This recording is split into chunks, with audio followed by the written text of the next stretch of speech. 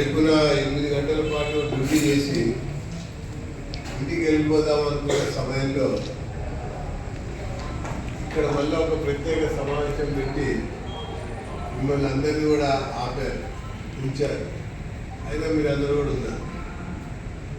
ఈ యొక్క సమావేశంలో ఇందాక కార్యక్రమాన్ని నిర్వహిస్తూ ప్రారంభిస్తూ ప్రసంగించినటువంటి మిత్రుడు సుధీర్ గారు, మరి హనుమంత్ గారు, కేశయ్య గారు, గంగానాయక్ గారు, గంగాధరం గారు, రమేష్ గారు, శ్రీనివాస్ గారు, శారదాబాయి గారు, ఇక్కడ పాల్గొంటున్నటువంటి సోదర సోదరిమణులందరికీ కూడా ప్రత్యేకంగా వందనాలు, అభివందనాలు తెలియజేస్తున్నాను.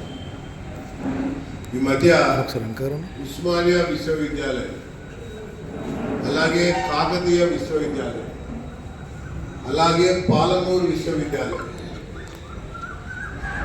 తెలంగాణ విశ్వవిద్యాలయం, మన రాష్ట్రంలో ఎన్ని విశ్వవిద్యాలయాలు ఉన్నాయో అన్ని విశ్వవిద్యాలయాల్లో పనిచేసినటువంటి కాంట్రాక్ట్ వర్కర్స్ అందరూ కూడా ఒకరోజు కాదు, 2 రోజులు కాదు, 3 రోజులు కాదు, వారం రోజులు వాళ్ళ విధులు వాళ్ళు నిర్వర్తిస్తూ సాయంకాలం సమయంలో, మధ్యాహ్నం సమయంలో ఒక రకమైనటువంటి నిరసనని తెలియజేశాం.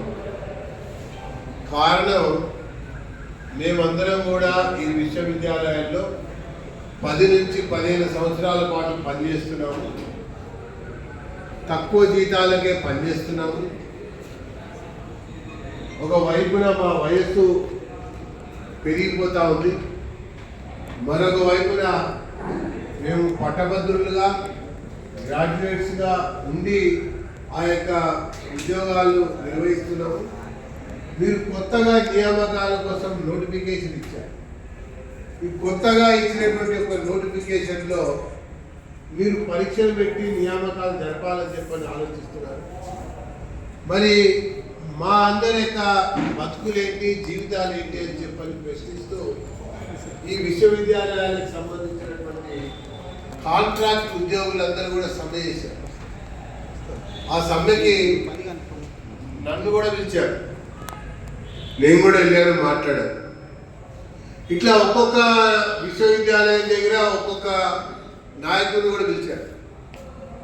అయితే అది మొదలు మీలాగానే ఒక 100 మందితో మొదలైంది. 100 మందితో మొదలైనటువంటి ఒక ఉద్యమం మొత్తంగా కాంట్రాక్ట్లో పనిచేస్తున్నటువంటి ప్రతి ఒక్కరు కూడా దాంట్లో జాయిన్ అయ్యారు.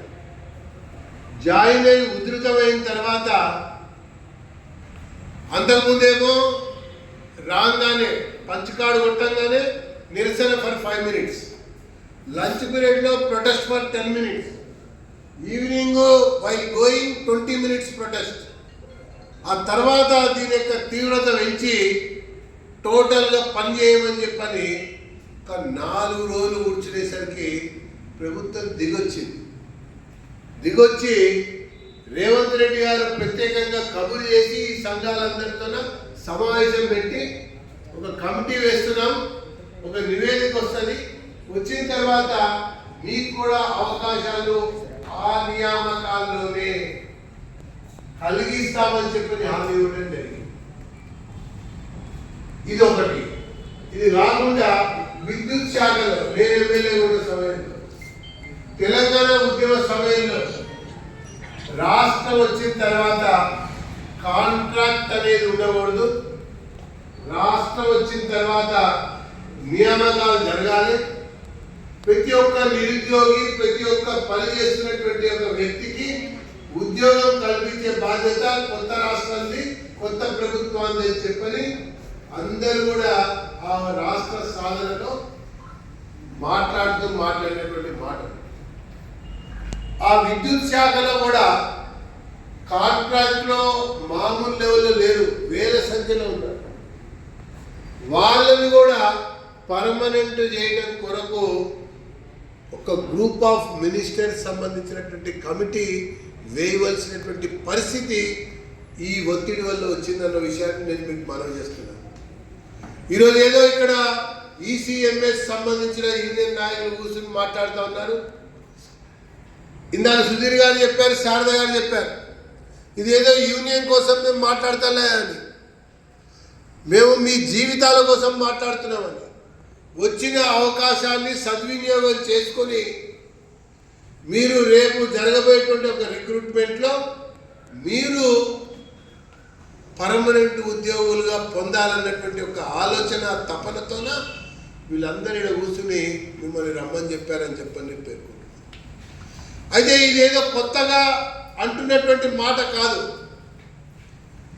ఇందాక మన ఇద్దరు సోదరులు కూడా చెప్పారు, గతంలో నరసింహరావు గారు ఉన్నప్పుడు ఇలాంటి యొక్క రిక్రూట్మెంట్ సమయం వచ్చినప్పుడే అప్పుడు కూడా బిఎంఎస్ఏ ఉండి గట్టిగా పట్టుబట్టి యాజమాన్యాన్ని ప్రశ్నించి సహచరులందరి యొక్క సంఘటన శక్తితో ఆ యొక్క నోటిఫికేషన్ సమయం సందర్భంలో అప్పటికే పనిచేస్తున్నటువంటి స్థానికులైనటువంటి కాంట్రాక్ట్ యొక్క కార్మికులకు కూడా అవకాశాలు పెంచే విధంగా, మెరుగుపరిచే విధంగా వాళ్ళు ఒక రూల్ ఆఫ్ ది లా అని చెప్పని తీసుకొచ్చి అమలు చేయటం వల్ల చాలామంది మన వాళ్ళకి అవకాశం కలిగింది అన్నటువంటి విషయాన్ని నాయక్ గారు కూడా సెలవిచ్చారు, సుధీర్ గారు కూడా చెప్పారు, కేశవయ్య గారు కూడా మీకు వివరించారు. నేను అది గుర్తు చేస్తా ఉన్నాను మీకు. ఇప్పుడు వచ్చినటువంటి ఒక అంశంలో కూడా ఇంటర్నల్ ప్రయారిటీ అనేది టాప్గా ఉండాలని చెప్పారు.